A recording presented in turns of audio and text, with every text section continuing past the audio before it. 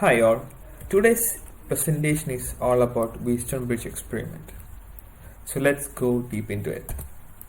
So before going to the experiment directly, let's see what are the different methods to measure resistance. The first method we could see is voltmeter ammeter method. Then comes the multimeter method using a multimeter. Then it's a null deflection technique. This is the principle of the technique, and these applications are Wheatstones Bridge and Kelvin's Bridge and much more. So voltmeter ammeter method. As we all know that in machines lab experiments, you will be measuring the armature resistance or the field resistance using this technique. It's nothing but using an ammeter and a voltmeter as shown in the figure. The limitations of this measurement technique is that the ammeter will be having a minute voltage drop across the meter, and the voltmeter will be drawing a minute current through it. So this can cause a small amount of error in the measurement technique. So this would affect the accuracy of the measurement technique. Then comes the multimeter. It's nothing but the electronic version of voltmeter ammeter method. Directly when we connect across the resistor, we could read the resistance of the resistor.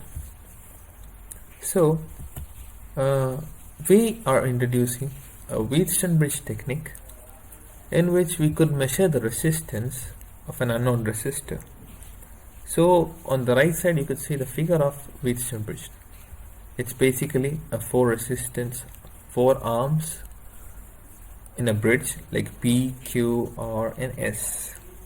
Here the S is known as standard arm and P, Q is ratio arm.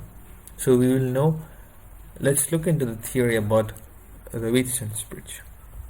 See, as we all know that there is a resistor connected between B and D nodes.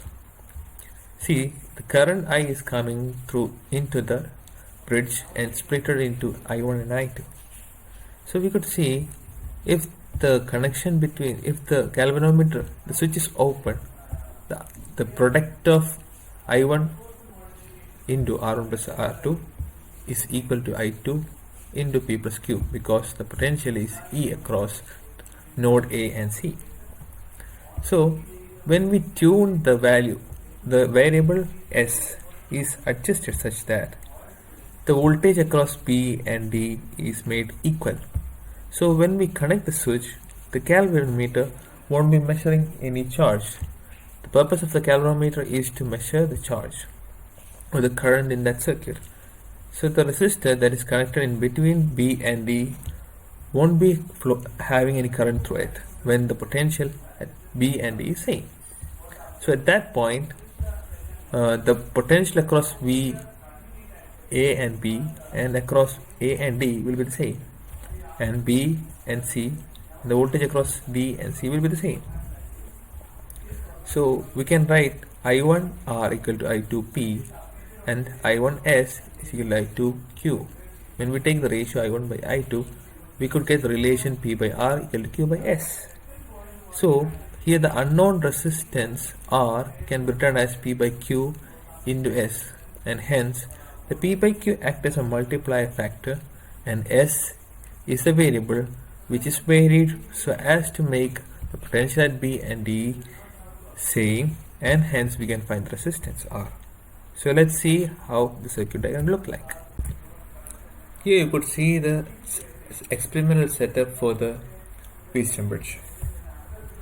So here is the galvanometer setup. Here we have the complete setup S, the resistance, standard resistance S. Here we will set the P by Q ratio, which is a range selector, arm bridge. And here we connect the unknown resistance Rx. So the biasing is given from a 24 volt DC source, and we will set to 5 volt at maximum. Now here you could see a sensitivity knob. It's nothing but equivalent to a resistance like this. So if it's in minimum position, it means that the resistance is maximum. So if it is at the maximum position, maximum sensitivity is obtained when the rheostat is at the minimum condition. So it could the rheostat in series with the galvanometer would possibly bypass all the available current through it. So maximum sensitivity means minimum resistance, and minimum sensitivity means maximum resistance. So initially we will be fixing this to a minimum sensitivity condition, which is maximum resistance. Now the initial setup of the system is we will set in the voltage to record voltage of 3 to 5 voltage, and so the biasing is ready. Now we will set whole S, the knobs, into the minimum position. You have a pair of switches in this which will be turned on. So we have connected the unknown resistance across the terminal Rx. Now we are going to start the experiment. So when you are going to start the experiment, you will go for the biggest knob with the biggest multiplier, the knob with the biggest multiplier. So you will be stepping in each point in the biggest knob step by step, and then we go for the lower knobs in steps.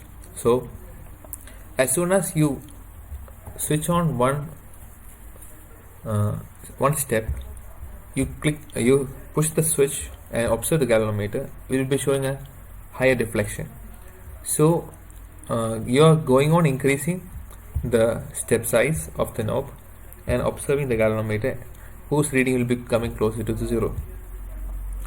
So as soon as the needle crosses the 0, you will be stopping the changing of step size and putting it back to the step in which you observed the needle was at the same side when it was just before you go for the next step. Then we are going for the lower multiplier, and we increase. Each time you increase, you should push the switch and check what is the situation of galvanometer. So as soon as you observe, similarly in the earlier case, as soon as you observe the crossing of the needle across the 0, you will be taking the step back and go for the lower multiplier step knob. And similarly we go for 100th multiplier, 10th multiplier, 1.1, and the least 0.01. Now you change this sensitivity knob to the maximum position, so the resistance is reduced, which is in series with the galvanometer. Again we change the knob so as to make sure that there is no deflection in the galvanometer needle. So that's the value of the resistance, the final value of resistance S, which is the variable resistance, and we note down in the tabular column shown on the right side. Now this whole experiment is repeated for the range selector. There is 1, 10 and 100. So you will be getting a 3 set of reading, and you can calculate the value of S by just multiplying the multiplier knob value to the multiplier and just summing up the whole and give the value of S, and just multiplying that value of S with the P by Q ratio, you will get the unknown resistance R. This is how you do the experiment completely. Hope it's clear. Thank you.